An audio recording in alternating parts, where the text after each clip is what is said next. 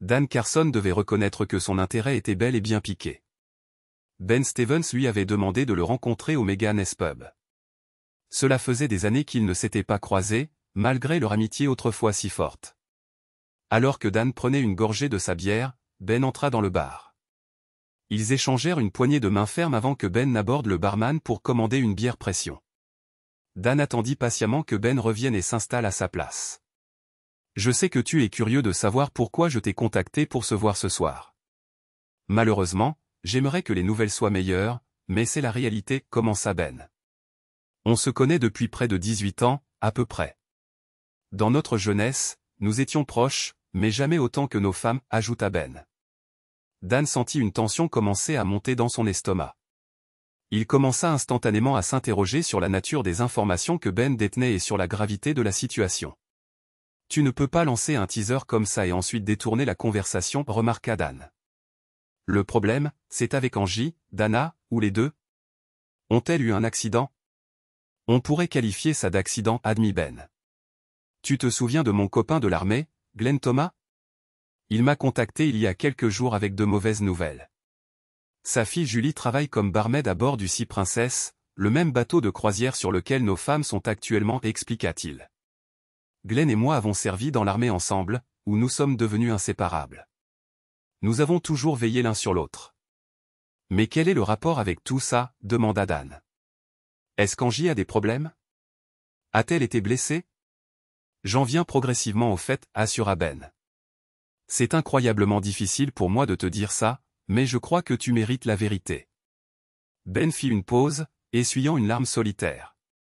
Il semble que nos femmes soient impliquées dans une sorte d'affaire de sexe en groupe. Qu'est-ce que tu insinues, rétorqua Dan. Nos femmes ne nous trahiraient pas comme ça, surtout pas ensemble sur la même croisière. Il est impossible qu'elles puissent garder un secret d'une telle ampleur. Elles n'ont pas besoin de le cacher, Dan, répondit Ben gravement. Les 5 à bord de ce bateau se livrent à des activités sexuelles. Chacune a sa propre cabine, et elles sont accompagnées de compagnons masculins. Comment peux-tu affirmer cela avec une telle certitude, questionna Dan. Peut-être que Julie a mal interprété ce qu'elle a vu. Je ne suis même pas convaincu qu'elle connaisse Angie. Il est possible que les détails finissent par révéler que tes accusations sont infondées, poursuivit Dan. Julie a identifié Dana dès le premier soir de l'embarquement. Elle et 4 autres étaient au bar où travaille Julie. Apparemment, Dana n'a pas reconnu Julie, expliqua Ben. Elles étaient toutes assez éméchées et se livraient à une conversation plutôt explicite. En gros, elles prévoyaient de coucher avec 5 hommes arrangés par Michel. Tu sais qu'elles étaient membres de la même sororité à l'université, reprit Ben. Apparemment, elles se sont engagées à se retrouver après 25 ans et à consacrer une semaine à avoir des rapports sexuels avec des hommes autres que leurs maris ou petits amis. Les femmes ont continué à boire et à discuter au bar pendant près d'1 heure avant que 5 hommes ne s'approchent et ne les rejoignent. Elles ont déplacé leur verre à une table trop éloignée pour que Julie puisse entendre, mais elle était assez proche pour les observer échanger des baisers, un peu comme des lycéennes extatiques le soir du bal de promo. Tes intentions sont bonnes, Ben. Tu as fait beaucoup de chemin pour me dire ça, mais je suis sceptique, exprima Dan. La fille de ton ami ne connaît même pas Angie. Il est possible qu'elle ne fasse pas partie de ce groupe, raisonna Dan.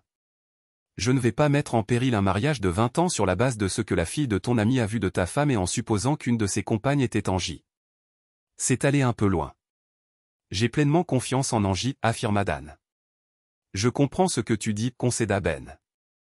Julie a croisé Dana une poignée de fois quand elle était plus jeune, mais même moi j'ai du mal à accepter tout ce que Glenn m'a raconté sur ce qu'elle a vu et entendu. La dernière fois que Julie a vu Dana, elle n'avait que 13 ans. Depuis, Dana a changé de couleur de cheveux et a mûri. Julie était persuadée que Dana ne l'avait pas reconnue. Tu sais comment le personnel de service, comme les barmen, finit souvent par passer inaperçu à nos yeux de clients au fil du temps, fit remarquer Dan. Quand je lui ai dit que je pensais que Julie pouvait se tromper, Glenn avait anticipé ma réponse. Il s'attendait à ce que je dise ça. Il m'a alors révélé une série de 12 photographies que Julie avait secrètement prises avec son téléphone. Je suis certain que c'étaient des photos d'Angie et de Dana, aux côtés de 3 autres adultères flagrantes. Ben a presque grogné. Tu as des preuves, demanda Dan. Même si c'est vrai, fréquenter un bar avec des connaissances à bord d'un bateau de croisière n'est pas une preuve définitive d'infidélité. Il pourrait bien y avoir une autre explication. C'est ce que je croyais jusqu'à ce que Glenn me transmette les photographies. Elles étaient tellement troublantes que j'ai passé toute la nuit blanche, avoua Ben. L'insomnie me laissait tout le loisir de réfléchir. Je ruminais au sujet de Rob Hansen, le mari de Josie. Vous savez qu'il est issu d'une famille fortunée et qu'il nage dans l'opulence. Je me suis souvenu que Dana avait mentionné un jour qu'il avait exigé que Josie signe un contrat de mariage. Il m'est venu à l'esprit qu'un homme prospère dont la femme est susceptible d'être infidèle pourrait avoir à la fois la motivation et les moyens de découvrir la vérité. Le lendemain matin, la première chose que j'ai faite a été de le contacter. Dire qu'il était intrigué serait un euphémisme. A-t-il accepté d'enquêter? A demandé Dan. Je me demande s'il peut déterrer quelque chose pendant qu'elles sont en mer. Il ne peut pas vraiment engager un détective privé pour monter à bord du navire. C'est une croisière de 5 jours vers nulle part. Elles n'ont aucun point commun. Angie m'a dit que ces 5 femmes voulaient simplement s'amuser comme au bon vieux temps. Elle n'a jamais évoqué le désir de retrouver l'intimité qu'elle partageait à la fac. Comme je l'ai dit, il est très riche, a avoué Ben. Il connaît quelqu'un qui, moyennant finance, peut accomplir ce qui paraît impossible. Son assistant a trouvé un détective privé qui se trouvait justement en vacances à bord du bateau. Ils ont fixé un prix, et à midi, le détective était déjà à l'œuvre. Vu votre mine sombre, je suppose que le détective privé a découvert quelque chose concernant Josie. Dan a supposé que, puisque le quintet est toujours ensemble, il avait sans doute recueilli des preuves sur toutes. C'est exactement ce qui s'est passé. Elles se sont très peu gênées dès qu'elles ont quitté le port. Hansen m'a envoyé une multitude de photos et de vidéos. Nos femmes sont, en effet, le clou du spectacle, a fait remarquer Ben. Comment a-t-il eu accès à leur quartier, a questionné Dan. Je doute que ce soit légal, ou du moins, recevable devant un tribunal. Qu'est-ce que tu insinues, exactement, a rétorqué Ben.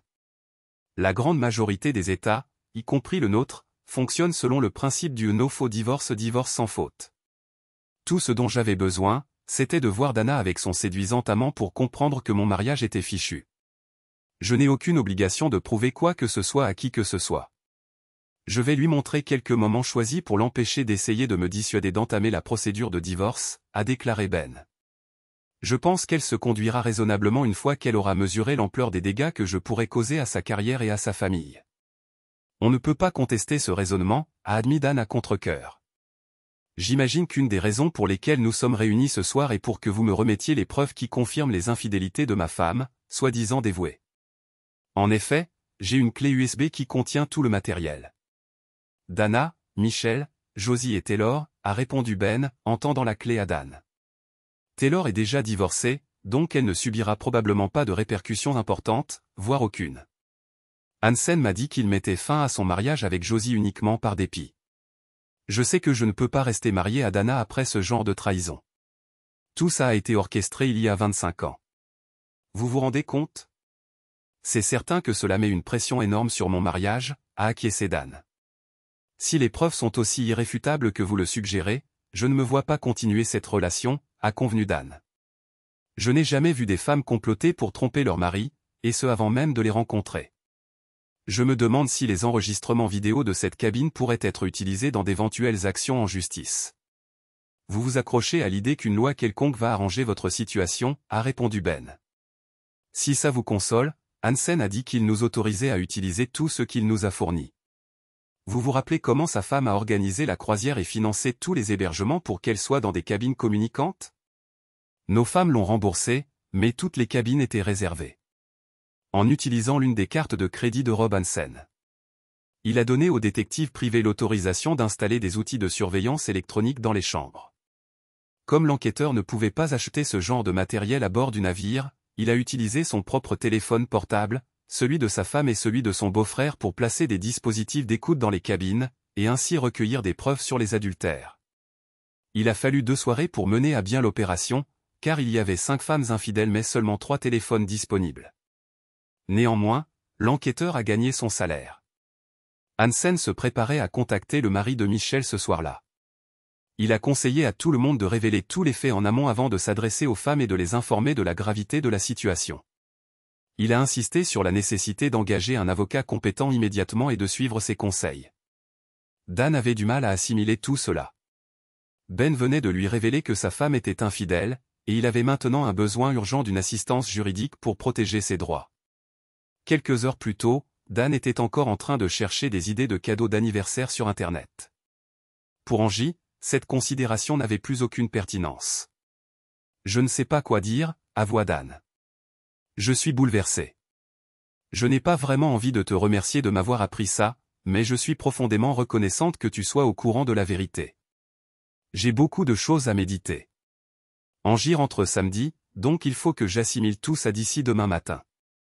Je suis désolé d'être celui qui t'annonce cette nouvelle, Dan, mais tu devais le savoir, répondit Ben en tendant la main. Les deux hommes se serrèrent brièvement la main avant de se séparer. Le samedi matin, Angie attendait son retour avec impatience. La croisière avec ses amis avait été une aventure des plus agréables. Elle avait remercié Michel à plusieurs reprises d'avoir invité des hommes si passionnés et expérimentés à leur rencontre d'une semaine, il y a 25 ans. Michel lui avait assuré qu'elle s'occuperait de cet aspect du marché, et elle avait tenu sa promesse à la perfection. Angie avait l'intention de renouer avec Dan après 7 semaines d'exploration sexuelle avec d'autres hommes. Tous les participants avaient convenu que c'était un événement unique, et aucun des hommes ne tenterait jamais de recontacter les femmes. Cet arrangement était plus sûr. Angie savait que Dan rechercherait ardemment l'intimité à son retour, car ils avaient été séparés pendant une semaine. C'était un homme bien et un amant attentionné, mais il lui manquait la vigueur et l'ardeur des hommes plus jeunes qui avaient passé la semaine avec elle et ses amis. Pourtant, elle se réjouissait à l'idée de retrouver la lente et tendre intimité avec son mari. Elle était déterminée à laisser tout le reste derrière elle et à accorder la priorité à son plaisir. Il méritait d'être reconnu. Angie envoya un message à Dan pour lui dire qu'elle serait à la maison vers midi, et elle fut surprise qu'il ne soit pas là pour l'accueillir à son arrivée. Alors qu'elle transférait ses bagages du garage dans la maison, elle perçut une ambiance inquiétante. Était-ce simplement de la culpabilité, ou quelque chose n'allait-il vraiment pas? Angie décida de ne pas s'attarder là-dessus et monta ses valises à l'étage, dans la chambre principale. Elle hésitait entre prendre une douche chaude et apaisante et défaire ses bagages. Elle n'aimait pas ce dernier aspect des voyages, mais elle était déterminée à persévérer, à ranger ses vêtements élégants et à descendre le linge sale à la buanderie. Angie prit une longue douche relaxante et fut quelque peu perplexe de constater que Dan n'était toujours pas rentré à la maison. Ce n'était pas dans ses habitudes. Ils avaient convenu de ne pas s'appeler pendant sa croisière, sauf en cas d'urgence. Ce n'était pas inhabituel dans leur relation. Aucun d'eux n'appréciait particulièrement les conversations téléphoniques, alors ils attendaient généralement leur retrouvaille pour partager leurs nouvelles. En fin de journée, Angie s'inquiétait de plus en plus.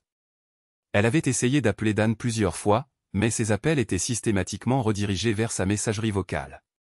Plus tard dans la soirée, Angie téléphona à sa fille Monica, étudiante de première année à l'université.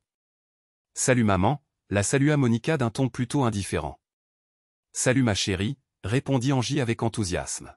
« Je suis de retour de la croisière et je voulais juste prendre de tes nouvelles. Tu m'as manqué chaque jour. » « As-tu déjà parlé à papa ?» demanda Monica immédiatement. Déconcertée par la façon abrupte de sa fille, Angie admit que non. « Il ne répond pas à son téléphone et il n'est pas à la maison, donc je n'ai toujours pas eu l'occasion de le voir. Tu as la moindre idée d'où il pourrait être? » « Honnêtement, je n'en ai aucune idée, maman. »« Je crois que tu devrais lui parler avant d'entamer une quelconque discussion, » déclara Monica d'un ton ferme avant de raccrocher. Angie essaya à plusieurs reprises de joindre Monica par la suite, mais chaque appel fut directement renvoyé vers sa messagerie vocale. L'inquiétude commença à envahir l'esprit d'Angie concernant la croisière. Il n'y avait aucun moyen concevable que Dan ait pu découvrir ce qu'elles avaient fait la semaine précédente. Toutes les 5 s'étaient engagées à emporter ce secret avec elles jusqu'à la fin. Il était près de 18 heures quand Angie entendit la porte du garage s'ouvrir. Assise à la table de la cuisine, face à l'entrée du garage, elle observa Dan entrer dans la maison. Incertaine de la situation, mais déterminée à paraître calme, Angie décida d'agir comme si tout était normal. Cela signifiait informer Dan qu'elle était frustrée qu'il ne soit pas là à son retour de vacances et qu'il n'ait pas répondu à ses appels ou à ses SMS. « Pourquoi n'as-tu pas répondu à mes appels ou au moins à mes messages ?» questionna Angie avant que Dan ne s'installe. « J'étais vraiment inquiète pour toi. Tu ne m'as jamais exclu de la sorte auparavant, et j'ai besoin d'une explication, » continua-t-elle. Avec de la glace dans la voix, Dan rétorqua, « La réponse courte est que tu es une adultère fourbe qui ne mérite pas le moindre effort de ma part. Je suis sûr que tu me soutiras une version plus longue avant que tout cela ne soit terminé, ajouta-t-il. Angie ne put dissimuler le choc et l'anxiété gravés sur son visage après l'accusation de Dan. Comment peux-tu me traiter d'adultère, moi, ta femme depuis plus de 20 ans? J'exige des excuses, tout de suite. Je suis d'accord, bien que ça ne servira pas à grand-chose, répondit Dan. Eh bien, on t'écoute alors, assure-toi que ça sonne convaincant, riposta Angie. Ce que je voulais dire, c'est que tu devrais t'excuser, espèce d'abruti, clarifia Dan. Frustré, Angie grommela, je pensais qu'on monterait à l'étage pour assouvir nos désirs accumulés, mais visiblement, ce n'est pas à l'ordre du jour. Quel soulagement. Dan rétorqua instantanément, au moins, je n'aurais pas à risquer d'attraper quelque chose ou de me perdre dans ce tunnel sombre. Angie feignit d'ignorer la remarque de Dan concernant sa fidélité, mais au fond d'elle, elle comprit qu'il devait la soupçonner de ses agissements pendant la croisière. Changeant de tactique, Angie implora, « Pourquoi es-tu si méchant, chérie ? On a été séparés pendant une semaine et je pensais que tu serais ravi de me revoir. D'où viennent toutes ces remarques désagréables ? Ce que tu qualifies d'insulte, je le considère comme des faits, répondit Dan avec une pointe de sarcasme. Tu n'as plus besoin de faire semblant, Angie. La vérité a éclaté. Ou devrais-je dire, tu es prête à bondir, dit Dan avec une moue moqueuse. Tu as consacré toute la croisière à avoir des relations sexuelles de toutes les manières possibles, sauf de la bonne. Attends, oublie ça. Tu es aussi dérangé que n'importe qui que j'ai jamais connu, accusa Dan. Tu crois que j'ai couché avec quelqu'un d'autre pendant la croisière? C'est ça le problème, demanda Angie en essayant de se relever. Demande aux filles, elles te confirmeront que je suis resté fidèle. Je n'ai pas accordé un regard aux autres hommes, malgré leur intérêt. Je respecte mes vœux, affirma Angie. Oh, j'en suis sûr, répondit Dan avec un sourire sinistre. Tu as fait une promesse à tes amis de vivre des expériences sexuelles cette année, et tu l'as tenue. Je ne saurais te dire à quel point je suis fier, se moqua Dan. Dommage que tu n'aies pas autant respecté nos vœux de mariage, rétorqua Angie. Quelqu'un a dû te donner des informations incorrectes. Ils essaient de nous diviser. Ils doivent avoir un motif caché, justifia Angie. Angie, je t'ai toujours été fidèle. Nous sommes mariés depuis longtemps, avoua Dan. Mais tu te préparais à me tromper ou à tromper n'importe qui d'autre avant même qu'on ne se rencontre. Et ce n'est pas le pire. Tu as tenu ta promesse, accusa Dan. Inutile de te faire un dessin, ces deux vœux sont totalement contradictoires. Qui a vendu la mèche sur ce pacte absurde? On l'a fait un soir en première année, quand on était complètement ivre. Personne ne l'a pris au sérieux, insista Angie. Je ne te tromperai jamais, souligna Angie. Tu dois reconnaître mon mérite. Tu inventes des absurdités impressionnantes pour éviter la vérité, mais ça ne marchera plus sur moi. Angie, pendant 20 ans de mariage, j'ai vécu dans un univers parallèle. Mais maintenant, je vis dans le monde réel, déclara Dan. Ta description du monde paraissait moins pénible, du moins jusqu'à ce que je découvre la vérité. Cependant, je ne peux pas vivre avec le mensonge de gaieté de cœur. Je refuse de partager ma vie avec quelqu'un qui ment. Je suis rentré un peu plus tard que d'habitude parce que je terminais les papiers pour un nouvel appartement sur Jackson Street. Je suppose que tu n'as pas inspecté mon placard, mais il est presque vide. Notre mariage est terminé, je demande le divorce. Les papiers devraient être finalisés la semaine prochaine. Merci de les examiner attentivement, de consulter ton avocat et d'accélérer le processus, déclara Dan. Inutile de gaspiller plus d'argent en avocat que nécessaire. Dan, pourquoi ne veux-tu pas entendre ce que je dis, implora Angie avec ferveur. Tes suppositions obscurcissent ton jugement. Il n'y a aucune justification à la colère ou à la jalousie. Il ne s'est rien passé de répréhensible pendant cette croisière. On a peut-être bu trop d'alcool, mais aucun d'entre nous n'a violé ses vœux de mariage. J'espérais qu'on pourrait aborder cette situation rationnellement et avoir une discussion calme. Je m'attendais à ce que tu m'expliques comment tu as réussi à me salir, moi et notre mariage, si facilement, remarqua Dan d'un ton résolu. J'en ai assez de ces sottises. Sur ces mots, Dan se leva et se retira dans le garage. Angie entendit le moteur de sa voiture démarrer, suivi du grondement de la porte du garage qui s'ouvrait. Peu après, la porte se referma, laissant un silence inquiétant. Elle fut tirée de sa torpeur par la sonnerie de son téléphone. C'était Dana. Angie choisit de répondre, espérant que son ami pourrait lui indiquer dans quelle mesure leur mari était au courant. « Angie, on est dans de sales draps », s'exclama Dana avec urgence. « Tu pensais qu'on avait été démasqués sur le bateau, mais cette révélation n'est rien comparée à ce que nos maris sont sur le point de dévoiler. »« De quoi tu parles ?» demanda Angie. « Ben m'a dit que les maris ont des preuves photographiques et vidéos de nous avec les hommes que Michel a fait monter à bord. Non seulement ils ont ces images, mais ils ont aussi les noms et adresses de ces hommes, ça prend des proportions scandaleuses. Ben a déclaré qu'il allait divorcer de moi dès que possible. Quelle ligne de conduite adopter ? Mince. Mince, s'exclama Angie, digérant la révélation de Dana. Comment ont-ils découvert ça ? Où ont-ils pu se procurer des preuves vidéo ? Je pense que Ben exagère. Je pensais la même chose jusqu'à ce qu'il me montre une vidéo de moi avec Jason pendant que tu m'encourageais avec Grant. Des preuves aussi accablantes sont difficiles à réfuter. Ben est furieux. Je doute qu'il pardonne cette erreur. Mince. Si j'avais su ça plus tôt. J'avais juré, la main sur le cœur, à Dan que tout le monde était resté fidèle pendant la croisière. Il a dû visionner les images de mes diverses frasques. Apparemment, je suis aussi en route pour le divorce. Quelques instants après qu'Angie ait terminé sa conversation avec Dana, Monica a appelé.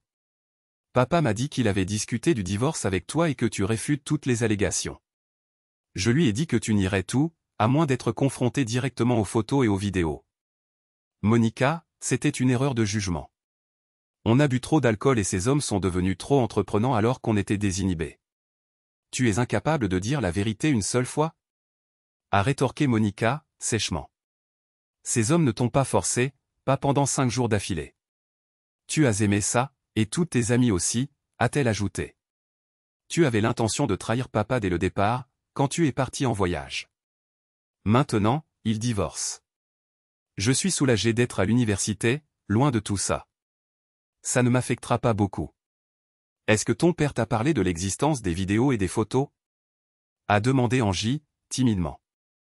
J'ai insisté pour qu'il m'envoie quelques extraits des plus compromettants. Sinon, je n'aurais pas cru ces accusations. Je ne savais pas que tu aimais qu'on te discipline de cette façon, maman. Tu as vu ça ? S'est écrié Angie, horrifiée. Ton père n'aurait jamais dû te permettre de regarder ces images. Je n'ai absolument pas aimé me faire fesser. J'ai explicitement dit à l'individu d'arrêter. Pour être juste, ton amant pourrait prétendre que tes instructions n'étaient pas claires, comme si quelque chose te distrayait, a fait remarquer Monica. Oh, non. J'ai l'intention de poursuivre en justice quiconque a capturé ces vidéos, c'est une violation de la vie privée. Il n'avait pas le droit d'installer des appareils électroniques dans ma chambre, capturant des moments qui n'étaient absolument pas destinés à être vus par le public. Bonne chance avec ça, maman. Les sceptiques pourraient soutenir que les femmes mariées ne devraient pas se livrer à de telles activités. Au moins, pas avec des hommes qui ne sont pas leurs maris, a souligné Monica. Cela aurait peut-être permis d'éviter toute humiliation publique, tu ne crois pas ? Je refuse de continuer cette conversation avec toi, a répondu Angie, résolument. Je dois vérifier ce que mes amis savent et déterminer si on peut empêcher ces vidéos d'inonder Internet. Dans les heures qui ont suivi, Angie a découvert comment les vidéos avaient été capturées et qui avait autorisé l'installation de matériel d'enregistrement dans les chambres. Le groupe de 4 amis a tenu Josie responsable de ne pas avoir reconnu Julie, qu'elle n'avait pas revue depuis l'adolescence de Julie. Angie a imploré Dan de lui pardonner. Elle pensait qu'il devait reconnaître qu'à part un seul écart, elle avait été une épouse dévouée et affectueuse pendant 2 décennies. Cependant, Dan ne pouvait pas ignorer la nature calculée de la trahison. Ce n'était pas à cause de l'ivresse ou de la consommation de substances qu'Angie avait eu des relations avec ces hommes. L'acte était délibéré, et elle y avait participé de son plein gré. Dan a présenté ses excuses aux parents âgés d'Angie, expliquant qu'il ne pouvait plus lui faire confiance.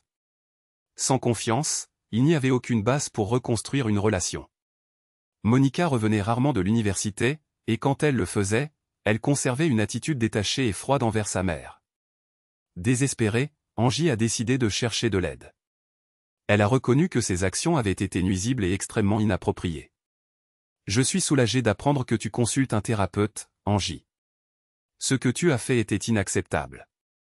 Tu dois identifier ce qui a provoqué ton comportement et développer des stratégies pour le gérer, l'a informé Dan.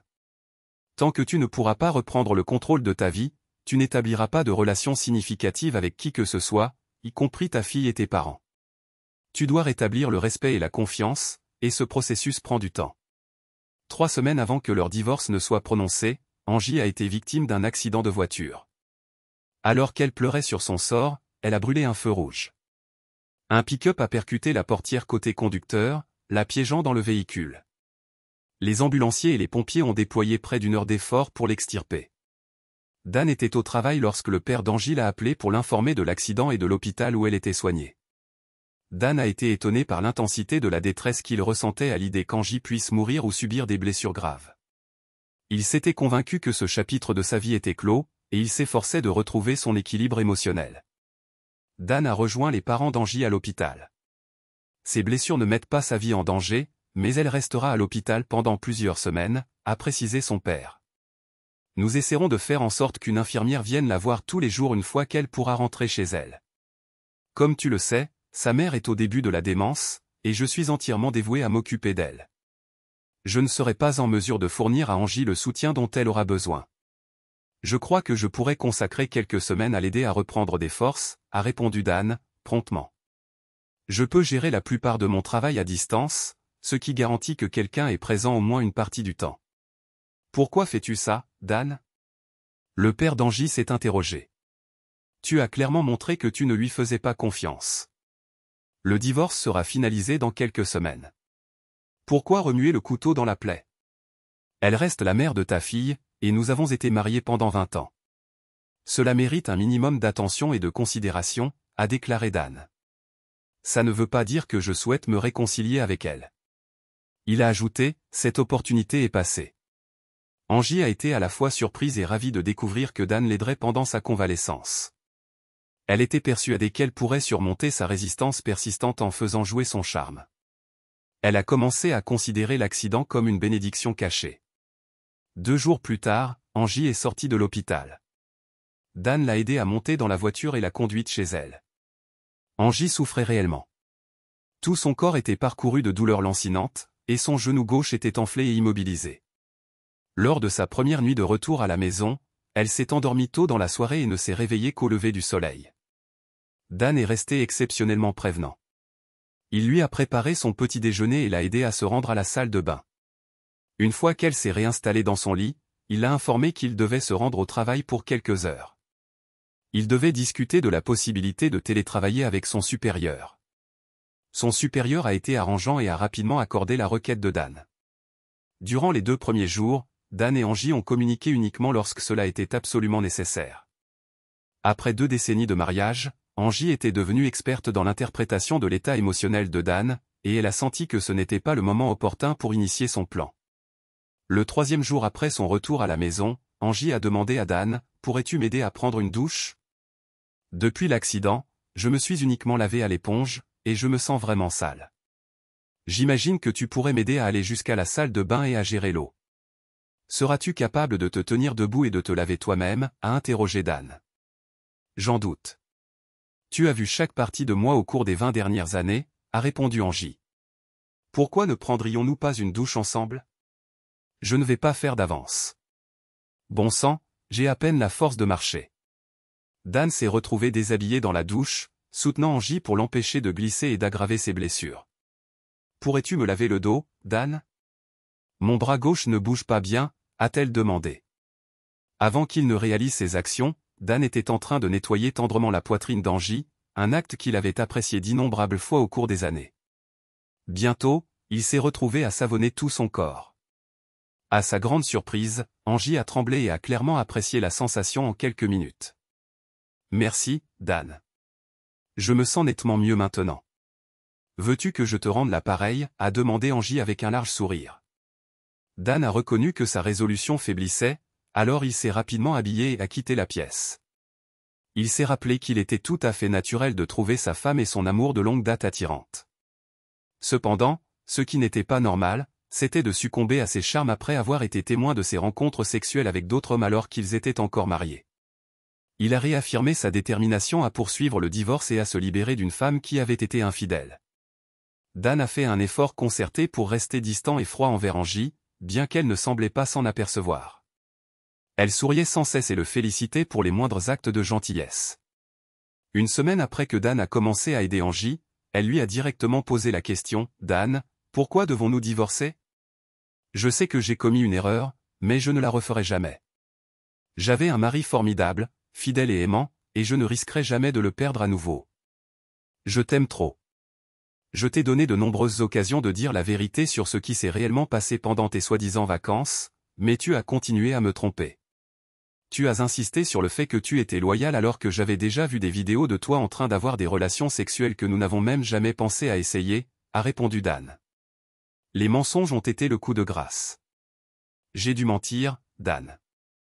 Je ne savais pas tout ce que tu avais vu ou entendu, alors j'ai essayé de minimiser la douleur, a justifié Angie. Si tu soupçonnais seulement ce que j'avais fait, je pensais qu'avec le temps, je pourrais peut-être te convaincre que rien ne s'était passé. Le problème, c'est que je t'ai observé en train de faire ces actes avec plusieurs hommes. Des activités que nous n'avons jamais tentées, principalement parce que tu m'as dit que tu n'étais pas à l'aise avec ça, et je t'ai fait confiance, a déclaré Dan. J'aurais volontiers fait tous ces actes et bien plus encore pour toi si tu m'en avais donné la possibilité, a promis Angie. Alors pourquoi ai-je dû te surprendre en train de le faire avec 5 autres hommes avant que tu ne sois disposé à le faire avec moi, a exigé Dan. Parce que je voulais que tu me respectes en tant que ta femme et la mère de notre enfant. J'ai envisagé de le faire avec toi, surtout sur le chemin du retour de cette excursion, a expliqué Angie. Pour une raison quelconque, je croyais que si je te conduisais à de tels sommets de plaisir ou si je permettais quelque chose de trop extrême, tu perdrais une partie du respect et de l'amour que tu avais pour moi. Le problème maintenant, Angie, c'est que je ne sais jamais quand te croire. Tu m'as prouvé que tu es malhonnête, infidèle et une conductrice plutôt mauvaise, a conclu Dan. Dan était satisfait de sa gestion de la situation, mais il avait grossièrement sous-estimé la ténacité d'Angie. Un soir, alors qu'ils étaient assis devant la télévision, Angie réussit à persuader Dan qu'il serait tout à fait normal qu'elle s'autorise un petit verre de vin, considérant qu'elle avait considérablement réduit sa médication. Cédant, Dan lui servit une portion modeste de vin et se versa un whisky. Pendant une interruption publicitaire, Angie se leva lentement, sa boiterie perceptible, et quitta la pièce. Dan supposa qu'elle n'avait pas besoin de son aide. Quelques instants plus tard, elle revint avec une bouteille de whisky et remplit son verre d'une dose particulièrement généreuse. Dan choisit de ne pas protester. Savourant le whisky tout en regardant le film d'action, il se sentit content. Angie, cependant, insista pour passer ensuite à un film romantique, ce qui fit que Dan s'assoupit progressivement. Angie était certaine qu'il ne parviendrait pas à rester éveillé pendant une romance douce. Dan commença à ressentir une agréable sensation. Forçant ses yeux à s'ouvrir, il remarqua Angie à genoux, malgré sa blessure au genou gauche. Elle lui procurait un plaisir intense, et il devait admettre qu'il l'appréciait énormément. Angie comprenait que les hommes refusaient rarement de tels actes, alors elle accéléra le rythme. Elle fut satisfaite de la rapidité avec laquelle Dan atteignit l'orgasme. Elle plongea son regard dans le sien, avalant tout, puis s'humecta les lèvres et lui sourit. « Même si nous procédons au divorce, je veux te faire ça tous les soirs jusqu'à ce que tu réintègres ton appartement, déclara Angie. J'essaie de te montrer ma gratitude pour la façon dont tu as pris soin de moi, surtout après t'avoir si terriblement déçu. » Dan aida Angie à se mettre au lit avant de se diriger vers la chambre d'amis. Pendant un long moment, il resta éveillé, réfléchissant à Angie et à l'importance qu'elle avait eue dans sa vie au fil des ans. Pourrait-il vraiment s'en sortir mieux sans elle? Il commença à y penser. Angie avait des séances de thérapie bimensuelles avec sa psychothérapeute. Elle en avait manqué une à cause de l'accident, mais était déterminée à assister à la suivante. Elle voulait que Dan reconnaisse à quel point elle était déterminée à devenir une personne plus stable et sincère. « J'ai une excellente nouvelle, Dr. Beckwith, annonça Angie. Dan prend soin de moi depuis l'accident. Je crois qu'il commence à s'adoucir envers moi. C'est une excellente nouvelle. » La docteure la félicita. « Avez-vous le sentiment de vraiment comprendre à quel point votre trahison a blessé votre mari? Êtes-vous convaincu que vous pourrez éviter de telles situations à l'avenir? Je m'en assurerai. Au moins jusqu'à ce que Dan retrouve une entière confiance en moi, remarqua Angie. Il y a quelque chose d'intéressant dans votre formulation, nota la docteure. Suggérez-vous que vous resterez sur le droit chemin uniquement jusqu'à ce que Dan vous fasse de nouveau pleinement confiance? Envisageriez-vous une autre liaison une fois cette confiance rétablie? Ça a marché plusieurs fois au cours des 20 dernières années, avoua Angie. Il avait une confiance totale en moi, il était donc facile d'avoir une liaison passagère. C'est un homme tellement bon. Il n'a jamais rien soupçonné. Hier soir, j'ai réalisé que tout ce que j'avais à faire était de le satisfaire, et il tomberait complètement sous mon influence. Aujourd'hui, je me sens plutôt contente. Angie, je ne suis pas là pour dicter votre vie. Mais permettez-moi de vous dire ceci, si votre mari vous reprend et que vous le trompez à nouveau, il le découvrira, et cela pourrait le dévaster complètement. Avez-vous de l'affection pour lui, ne serait-ce qu'un peu? Quel genre de question est-ce là? Bien sûr que je l'adore. J'apprécie simplement un peu de variété. Dan est une personne remarquable et un amant altruiste, mais il ne me procure pas cette stimulation spéciale que je ressens avec un étranger, en particulier un homme dominant. Mais j'aime vraiment Dan. Encore une fois, je ne suis pas là pour juger, déclara Beckwith, mais je vous suggérerais que vous n'aimez pas authentiquement votre mari. Il est simplement confortable et sécurisant. Si vous l'aimiez vraiment, vous resteriez fidèle ou vous le laisseriez partir. Ne le voyez-vous pas? 2 jours plus tard, Dan devait se rendre au bureau pour une réunion. Elle s'est terminée plus tôt que prévu, et à 15 heures, il remontait déjà l'allée de la maison d'Angie. Il remarqua l'auto d'Alexis garée dans la rue et se demanda un instant à qui elle pouvait appartenir. Angie était dans sa chambre, maintenue sur le matelas par un jeune homme grand et musclé. Il était persistant dans ses actions. Elle était allongée face contre terre tandis qu'il restait sur elle. Il lui asséna une gifle ferme, toutes les quelques poussées, secouant sa tête en arrière. Angie resta face à l'avant, mais elle entendit la porte de la chambre s'ouvrir doucement. Peu de temps après, le bruit de la porte d'entrée qui claquait parvint à ses oreilles. Un flot de larmes coula sur son visage. Elle était consciente que Dan était revenu et l'avait découverte. Il claquait habituellement la porte d'entrée chaque fois que la fureur le consumait. Elle avait démontré son dévouement et permis à Dan de passer à autre chose. Cette prise de conscience la remplit de tristesse. À ce moment précis, son jeune partenaire lui asséna une gifle particulièrement forte et pénétra en elle aussi profondément que possible. Angie ressentait une intensité de sentiment qui surpassait tout ce qu'elle avait connu auparavant. Alors que le relâchement euphorique la submergeait, elle ne pouvait que contempler le fait troublant qu'il y avait manifestement quelque chose qui clochait chez elle et que le docteur Beckwith serait immensément intrigué d'apprendre qu'un tel type de gratification pouvait surgir dans un tel contexte.